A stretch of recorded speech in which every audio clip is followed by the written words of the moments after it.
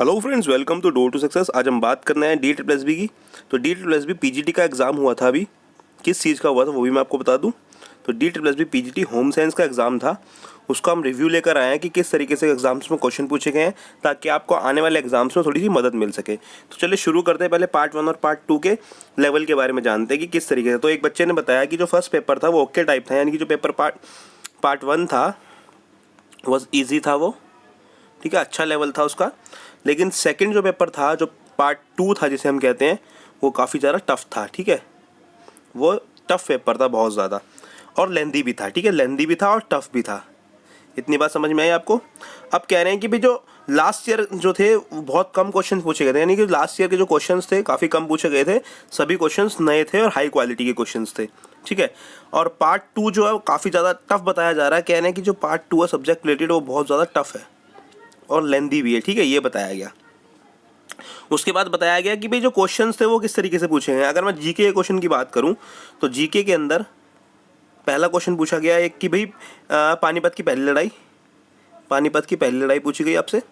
उसके बाद एक क्वेश्चन पूछा गया कि भाई जो स्वामी रामदेव हैं उनका रियल नेम क्या है, स्वामी रामदेव का रियल नेम बताओ, ये पूछा गया। ठीक है, इसके बाद करंट से क्वेश्चन थे। इसमें बहुत अच्छी बात है कि भाई जो मई 2021 है उसकी करंट के 3 से 4 क्वेश्चन थे। करंट से क्वेश्चन आना काफ़ी ज़्यादा मुश्किल हो जाता है, क्योंकि आते नहीं है, लेकिन इसमें थे, करंट से क्वेश्चन थे। एक क्वेश्चन आपका बजट से देखने को मिला है। ठीक है, 3-4 क्वेश्चन करंट से मिले हैं, तो कितना ज़्यादा मतलब अच्छा रहा है कि बजट से क्वेश्चन, करंट से क्वेश्चन आए हैं।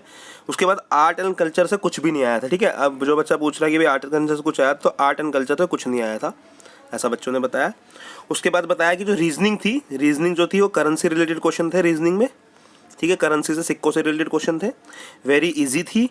ठीक है, उसके बाद बच्चों ने बताया कि जो मैथ्स थी, अगर मैं मैथ्स की बात करूं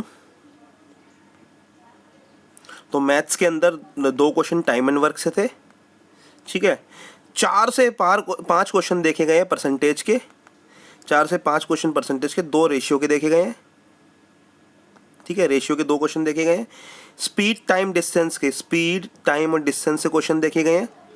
ठीक है, SICI के क्वेश्चन देखे गए हैं 2। ठीक है, अब मैं बात करूं अगर इंग्लिश की, तो इंग्लिश को मॉडरेट बता रहे हैं कि ना ज़्यादा कोई ज़्यादा टफ थी या कोई ईजी थी, मॉडरेट थी इंग्लिश।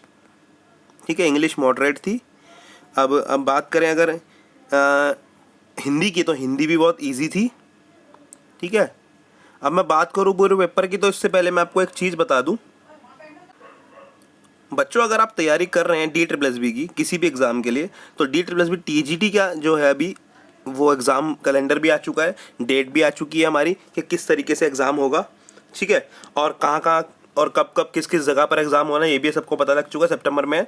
तो इसके लिए D triple S B TGT के लिए ना टेस्ट सीरीज़ बनाई है परीक्षा ऐप ने, और सभी सब्जेक्ट्स के लिए टेस्ट सीरीज है परीक्षा ऐप के पास।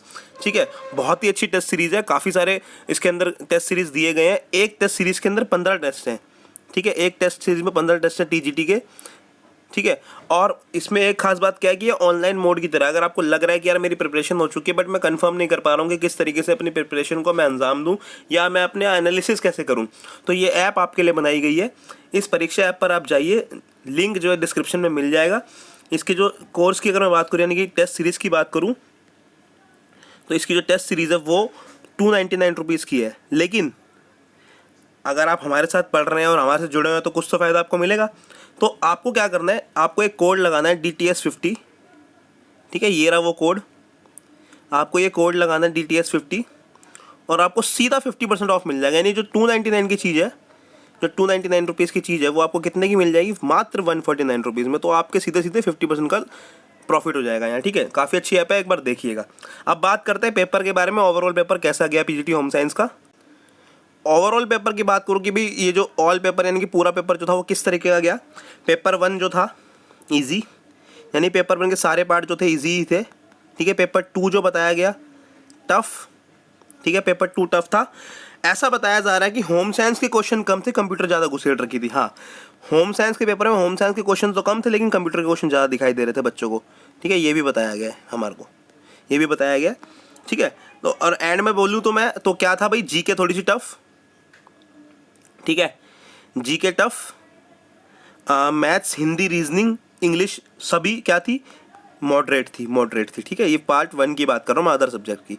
और पार्ट 2 तो बिल्कुल ही खतरनाक आया हुआ था, कह रहे हैं कि पार्ट 2 तो बहुत ज़्यादा टफ और लेंदी था। ठीक है, ये ध्यान रखना आपको।